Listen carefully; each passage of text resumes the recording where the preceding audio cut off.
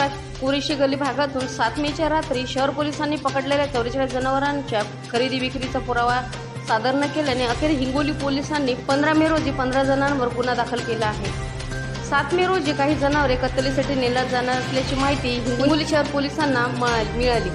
त्यावरून पोलीस अधीक्षक जिश्रीधर, अपर पोलीस अधीक्षक अर्चना पाटील, उपविभागीय पोलीस अधीक्षक अधिकारी मारुती थोरात यांच्या मार्गदर्शनाखाली पोलीस निरीक्षक नरेंद्र पाडळकर, सहाय्यक पोलीस निरीक्षक बोधगिरे, गजानन मोरे, उपनिरीक्षक कपिल आगलावे, सतीश ठेंगे, जमादार अशोक धामणे, संभाजी लेकुळे, धनंजय क्षीरसागर, संजय मार्के यांच्या पथकाने पेन्शनपुरा येथे प्रत्यक्ष पाहणी केली असता काही वेगवेगळ्या घरांमध्ये 44 गोवंश जनावरे आढळून आली। या प्रकरणात पोलिसांनी संबंधित व्यक्तींना गोवंश जनावरांची खरेदी विक्री केल्याचे पुरावे सादर करण्याच्या सूचना दिल्या होत्या। त्यानंतर 2 दिवस पशुप्रेमी व हिंगोली शहर पोलिसांनी जनावरांच्या चारा पाण्याची व्यवस्था केली। पुढे ही जनावरे वैजापूर येथील गोशाळेत सोडण्यात आली।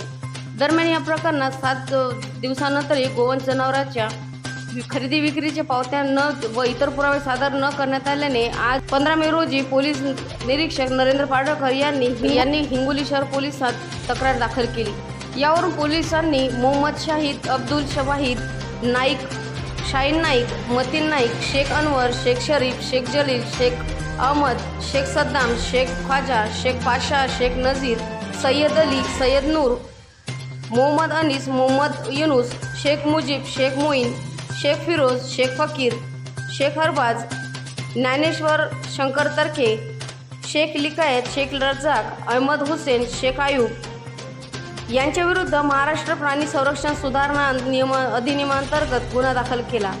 या पुढील तपास शहर पोलीस ठाण्याचे उपनिरीक्षक सतीश ठेंगे हे करीत आहेत। मराठीसाठी हिंगोली जिल्हा प्रतिनिधी पल्लवी अटल।